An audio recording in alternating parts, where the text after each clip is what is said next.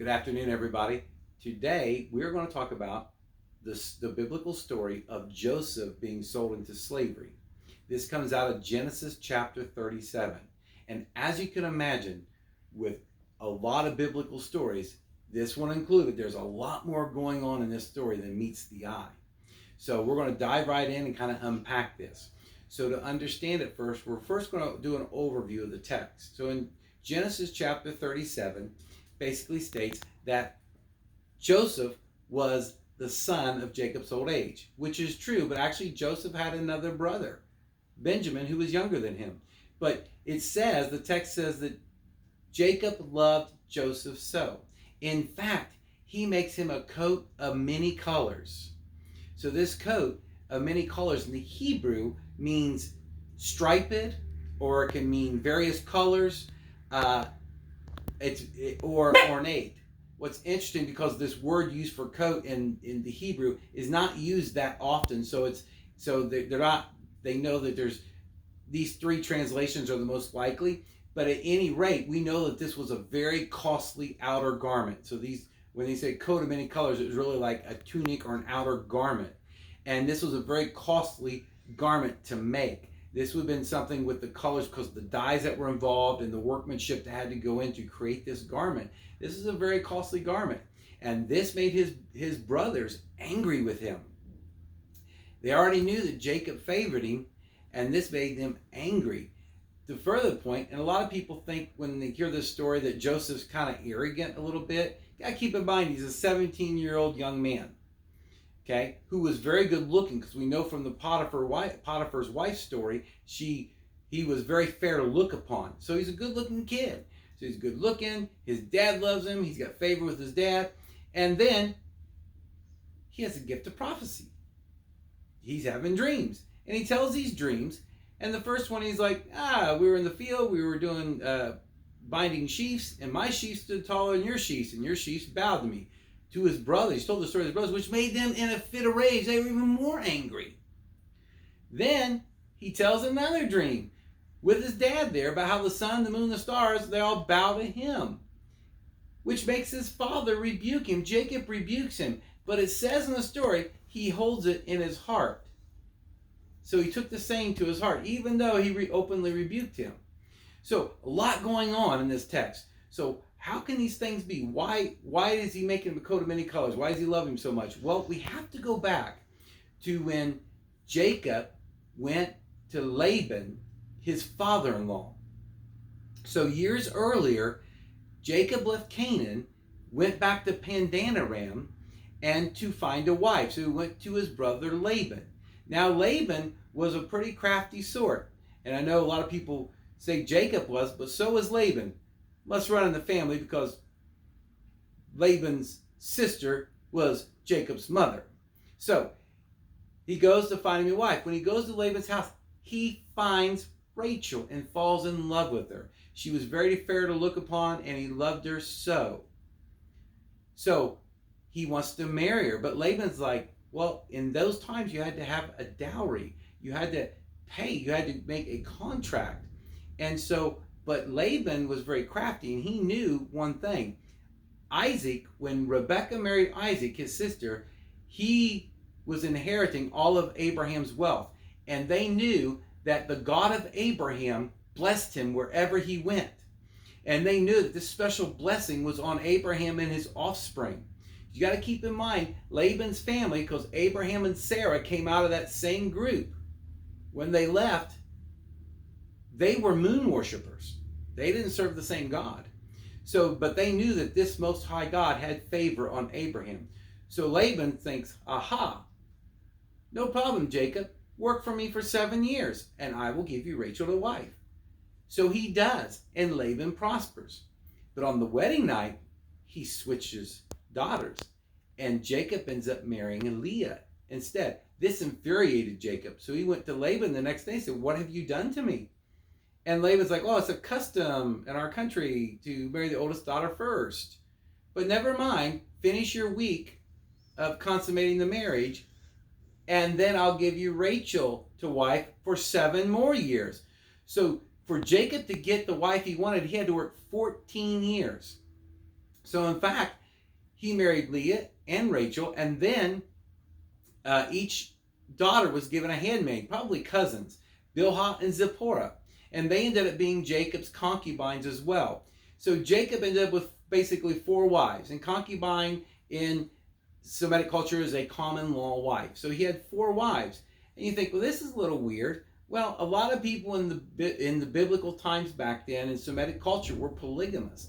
And you have to understand there's some practical reasons for this. So, for example, cooking alone. It took all day to cook a meal because you started out with grinding wheat. You started out by your husband bringing a dead lamb that he just killed and gutted, and now you got to dress it and turn it into food. So it was an all-day affair. I mean, just imagine getting fire started was a pain in the butt. So there's some reasons like that. Also, in Semitic culture, if you weren't a part of a clan, if you weren't, it was a patriarchal society, it was done that way for survival. Because if you were on your own and there was a drought, well, you wouldn't just go hungry, you could die. And so Laban looks at this opportunity knowing that God blesses Abraham and his offspring, so Jacob would be blessed. He can profit from this and marry off his 2 daughters. So he knows, because of Semitic culture, the good job of a father was getting them married off to a good home where they knew they would survive. So he's like thinking he's accomplished a couple stones. But the problem with this is that Jacob loved Rachel more than Leah. So this created enmity between the sisters. So because of this, God looked down, the God of Abraham, the Most High God, looked down upon the affliction of Leah and opened her womb, and she started having children. Rachel did not have children until way on later. God had closed her womb up. And there's a lot of reasons. It's another story about Rachel. She's got a lot to unpack. But anyway, so Rachel ends up giving her handmaid to Jacob so she can have children by him. Leah gets jealous, gives her handmaid. So now Jacob's got these 4 women that he's having children with. He ends up having 12 sons, the patriarchs of Israel. So the 12 families of God came out of Jacob's 4 wives. But this wasn't a fully functional family. Anything, they were probably very dysfunctional. So you had this, and the kids had to feel this, because in one of the stories, Leah's son brings home some mandrakes. And this was a fruit that back then they believed had, it was like an aphrodisiac or had fertility powers. So Rachel wanted to have a child really, really bad. And so what she did is she made a deal. Because she said, I'll tell you what, give me those mandrakes and I'll make Jacob go to your tent tonight instead of laying with me. So they were basically like making deals over their husband. So there's a strife going on between these 2 sisters all the time. Fast forward, Rachel ends up, God looks down on her affliction, opens her womb. She has Joseph several years later and has Benjamin. Okay, and then she dies in birth with Benjamin. So she passes away. So we go further the story and we look at this. Then you have to look at the firstborn son of Leah. Because in Semitic culture, the Behor, the firstborn son, gets half the inheritance and usually handles the father's business. This is a position of power and authority among his brothers and among the family. So Reuben was the Behor to be. He was the firstborn son, so he was the one who had the right of inheritance and the blessing. But in Genesis chapter 35, verse 22, Reuben does something unspeakable. He goes in and has sex with Bilhah, one of Jacob's concubines. This eliminates him out of being the Behor. In fact, Jacob later on curses him, saying his line will be unstable waters. So he's out of the running. So then you would say, okay, well, who's the next son? Well, with Leah, it was Simeon. But Semitic culture doesn't work that way. So the next firstborn son would have been Bilhah Zipporah's. But they were concubines. They weren't married. They were not the ones contractually married to Jacob. The next firstborn son is, you guessed it, Joseph. He now is the Behor. So now you can imagine this. Jacob loves him so much, gives him a coat of many colors, and He's the Behor. He's the brother with the authority and the power. This is why Jacob sends him out to check on his brothers and give report back to Jacob, because Joseph is doing his father's business. So this infuriates the other brothers. Could you imagine? The other brothers were a lot older, probably in their 30s and 40s. They were a lot older than Joseph. So they're infuriated. All these decades we worked in the fields with the flocks, tending, and the sheep and the goats and all that. And he's now going to get the majority of the inheritance. He now has the position of authority. This made them hate him more. So when they went out to go shear the sheep, down to the sheep shearing, Jacob sends Joseph out to check on his brothers. So when they see him coming afar off in his coat of many colors, they are angry. Their hate has taken over their heart. They want to get rid of him.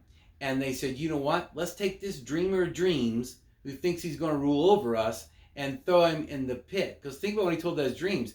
After Reuben doing what he did and losing his position, and Joseph being the Behor, it's kind of like rubbing salt in their wounds. Now he's saying they're going to have to bow to him. They're kind of angry about this. So they are going to kill him, throw him in the pit, and be done with it. And then someone else will be the Behor and do their father's business for them. Well, Reuben talks him in not to killing him and throwing him in the pit. He says, well, let's throw him in there right now until we decide what to do with him. Because what Reuben wanted to do is come back when his brothers, they had gone off, come back and rescue Joseph and take him back to his dad. Why is this? Because Reuben lost the right of the firstborn. He was trying to get back into his dad's good graces. So he figured if he could bring Joseph back and save Joseph's life and bring him back to Jacob and bring bad report against his brothers, it would give him more position of authority. So he was trying to get back to good graces. However, while Reuben left, the Ishmaelites came. And Judah, very wisely, he knows his brothers wanted to kill him, has him sold off into slavery because he said, we cannot hide his blood when it's on our hands. So let's sell him off to slavery. So they did. They sold him into the slavery, and the Ishmaelites took him down to Egypt. So a lot has gone on now. So now we've gotten rid of Joseph. Now someone else will be the Behor. Someone else is going to be the head of the family. And because you think of this power struggle, the last thing they want to do is be taking orders from Rachel's son when they know their mom and Rachel were at enmity for their entire life. So, but they got to come up with a good story to tell Jacob. So what do? Well, in a previous video, I talked about shepherd's law, where I talked about I am the good shepherd. Well, so what they did in this story is they basically went back to their dad and they said, hey, Dad, Joseph was on his way out here, but a wild beast took him and must have ate him. And of course, with all this going on, and Jacob knows this enmity is going on, this dysfunction, he's going to be suspicious of their testimony. But in shepherd's law, you had to bring the carcass, the remains, what was left of the slain animal, and set it before the owner of that animal. So what they did, they took Joseph's coat off of him, stripped it off of him, ripped it up, and dipped it in blood. And they handed it to Jacob and said, is this not your son's coat? And they said it just that way. Is this not your son's coat? They didn't say, well, isn't this my brother's coat? They didn't say, brothers, is this your son's coat? And Jacob had to accept that his brother died. So with that, you can see that there was a lot going on in this story, and these brothers were at each other's throats. And it continues on throughout Joseph's reign when he goes down to Egypt. But anyway, I wanted to break this story down to you. Just remember, the thing with this is when you look at these stories, just like this, it was the hate and jealousy within Joseph's brothers' hearts that made him do unspeakable things to him. Sometimes in life, you have to walk away from anger. The Bible says that love and anger cannot coexist together. So, and Dominic Herbst, the one who does Restoring Relationships, is on YouTube, great guy, recommend his course. He says, anger is like a poison that you drink hoping the other person dies. So think about that. So when you see someone that you're getting anger in your heart, especially as a Christian, you need to realize you got to walk. You got to walk in love and eschew anger. Run from it. Get rid of it. Do not let, like Hebrews tells you, do not let the roots of bitterness grow in your heart, or else you'll be like Joseph's brothers. So anyway, I hope you enjoyed this story. If you did, please hit like, subscribe, and share the message. Y'all have a great day.